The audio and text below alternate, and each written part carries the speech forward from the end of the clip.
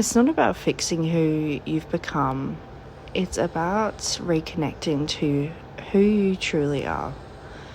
And I think people underestimate the value of feeling connected to self and taking the time to acknowledge how they feel. Do they feel seen and heard within themselves? And taking that time to nurture and nourish their soul.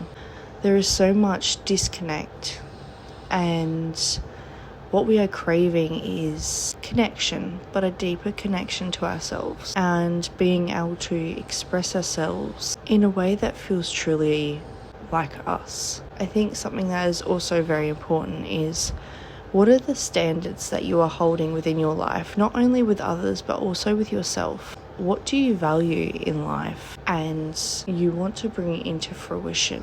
What is life about for you? Is it about just surviving and getting through day to day? Or is it making life enjoyable and seizing every moment and creating memories that you will have forever?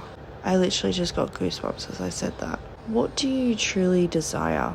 And I think also what is so important is acknowledging how you're feeling. People underestimate and suppress and push away how they feel, because they're being told, you're too much, you're too sensitive. But I think what is really important is being connected to your emotions, but being able to support them. It's not about fixing them or shoving them to the side. It is about being able to support yourself through seasons of life or challenges, day-to-day moments that could trigger you or feel uncomfortable, or that brings up an emotion that sparks that alarm that goes off in your body. And what people don't realize is your body is a memory hard drive. It remembers everything. And when you don't close loops, you will keep repeating the same pattern over and over and over again until you close that loop. And then when you get to a new level, because it's like a video game in life, you're leveling up, and then you get thrown new challenges, new things that challenge you in ways that you haven't been challenged before. And I think a lot of people fear this, and it is scary to them. But also there is just so much disconnect in people's lives that they don't feel connected to others, but they also feel a huge disconnect within themselves. It feels scary and uncomfortable to reconnect to yourself. I remember my psychologist I was working with 4 or 5 years ago. I've worked with her a couple of times since then. She said to me, Taylor, I want you to do a 30-minute meditation every single day. No questions asked. You have to do a 30-minute meditation a day. And I remember my body went into full panic mode. I cold sweated. I swear my hands got sweaty because I was like, I can't even sit with myself for 5 minutes. How do you expect me to sit with myself for 30? And I will tell you, when I did this every day, I committed to myself to do a meditation every single day. And you know what? It was uncomfortable. It was confronting. But when I got over that and I actually started to love meditation, I started to really look forward to this 30 minutes a day. And it actually became like a warm hug. It was that time where I could really sit with myself and be like, okay, how are you truly feeling? It was literally like meeting myself at a coffee shop and being like, girl, how are you feeling? What's going on? What are you doing these days? Or what are you doing today? It was that time I could just focus on my energy and how I was feeling, what was going on within me. And it created this amazing version of me that rippled in life. And it became a daily essential, was to be able to sit in my own energy for 30 minutes a day. And it was honestly a game changer. And a lot of people will say, oh my gosh, I can't meditate. I can't quieten my mind. That is the whole point of meditation, is to be able to sit with yourself and support yourself through whatever comes up.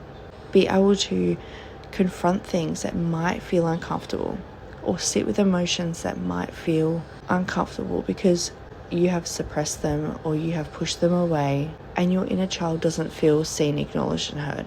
Inner you just wants to feel seen and heard. But trust me, when you make it an essential to sit with yourself and scan your body of what do I need? How do I feel? This will be honestly a game changer for you. Put on some music, some frequency, some guitar, some instrumental, whatever, and just be in the moment with yourself. A lot of us feel so uncomfortable to be in our own presence. And I think in this day and age of so much disconnect, it is such an essential to be present with ourselves. And one thing I deeply believe is reflecting your truth. Your reflection is literally a mirror of what's going inside of you. Like when your internal world feels like mayhem, chaos, craziness, it feels like it's crumbling, it ripples out in your external. So coming back to your truth and creating clarity when you feel lost. And it's really about trusting yourself again, like building that self-trust. And when you don't trust yourself, you start to abandon your own feelings. You don't speak your truth. You hold back. You don't make decisions from clarity. You feel like it's foggy and people-pleasing, like you're trying to make everyone else happy. And the fact is, a lot of the time you'll be seeking validation and permission from everyone else but yourself. You'll be going against your own word and saying yes when you want to say no. So it's about being able to sit with yourself and reconnect with yourself to create that trust in your own heart and lead your life how you want to. It's about creating the ripple one step at a time. I'll leave you with this though. You are the creator of your own life, the architect of your own standards. You're the director of your own energy, and you get to lead your evolution by working with your mind and body instead of against it. And remember, you are the artist of your life. You get to create it how you want to, and you get to show up how you want to as well. You are your own artist. What are you going to create? Who are you going to be? How are you going to embrace your own art, which is you? And remember, you are your own canvas. You are your own artist.